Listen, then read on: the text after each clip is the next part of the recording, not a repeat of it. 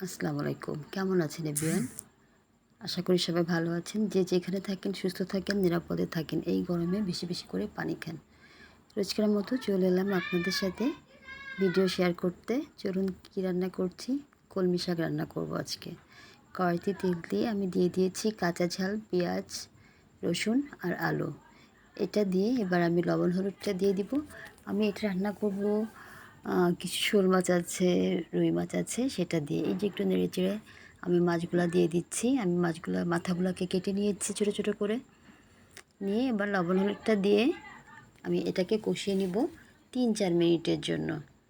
Please আপনারা সবাই সবার ভিডিও দেখবেন, সবাই সবার পাশে থাকবেন এবং সুন্দর একটি কমেন্ট করে যাবেন। এই কমেন্টের জন্য আপনার পেজেরও ভালো হবে, যাকে করবেন তার জন্যও ভালো। সে আপনার ভিডিও দেখে আপনাকেও কমেন্ট করবে। এই যে দেখুন আমার তরকারিটা কষানো হয়ে গেছে, যে আমি ঝোলে পানিটা দিয়ে দিচ্ছি। দিয়ে এবার আমি কি করব, উতলে গেলে কলমি শাক কটা দিয়ে দিব। কলমি শাক দিয়ে আমি ঢেকে রান্না করব 10 মিনিটের জন্য। দেখুন আমার পানিটা শুকিয়ে গেছে এবং আলু মাছ দুটোই সিদ্ধ হয়ে গেছে।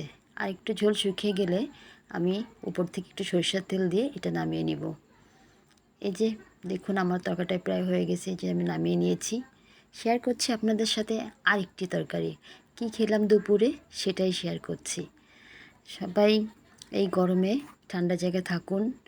ঠান্ডা পরিবেশ আসলে গরম থেকে কিছুটা হলেও রক্ষা করে।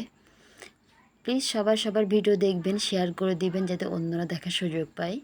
এই যে চলুন আরেকটি রেসিপি শেয়ার করছি। সেটা হচ্ছে রুই মাছ আমি ভেজে নিচ্ছি। এটা আমি ভালো করে ধুয়ে লবণ হলুদ মাখিয়ে রেখেছিলাম 5-7 মিনিটের মতো। এবার কড়াইতে তেল দিয়ে আমি মাছটাকে ভেজে নিচ্ছি। আমি মাছটাকে একটু লাল লাল করে ভেজে উঠিয়ে নিব। উঠিয়ে নিয়ে ওই তেলের ভিতর আমি পেঁয়াজ, কাঁচামরিচ, রসুন আর কাঁচা ঝাল দিয়ে দিচ্ছি। একটু লবণ হলুদ দিয়ে মশলাটাকে আমি একটু কষিয়ে নিব। কষিয়ে নিয়ে আমি সামান্য পানি দিব, পানি দিয়ে আর একটু কষিয়ে নিব। এবার কেটে রাখা আলু, দেখুন গোল গোল করে আমি আলুটা কেটে নিয়েছি। নিয়ে এবার মাছগুলো আলুগুলো দিয়ে আমি আর 3-4 মিনিটের মতো কষিয়ে নিব। কষিয়ে নিয়ে এবার ঝোলে পানিটা দিয়ে দেবো। ধুন্দুল রান্না করব। এটা অনেকে অনেক জায়গায় চিচিঙ্গা বলে, অনেকেই এক এক নামে ডাকে। তো এটাতে সিদ্ধ হতে একদমই সময় লাগে না। এই তরকারি রান্না করতে হাইয়েস্ট 15 থেকে 20 মিনিট, অত বেশি লাগে না। এই যে মাছগুলো আমি একপাশে করে ধুন্দুলগুলো দিয়ে দিচ্ছি। দিয়ে এবার এই দেখুন আমার রান্নাটা হয়ে গেছে। মাত্র 17 মিনিটে আমার রান্নাটা হয়ে গেছে। প্লিজ সবাই সবার সাথে থাকবেন, সবাইকে কমেন্ট করবেন আর আমার পেজে একটু রিভিউ দিয়ে যাবেন এবং সবাইকে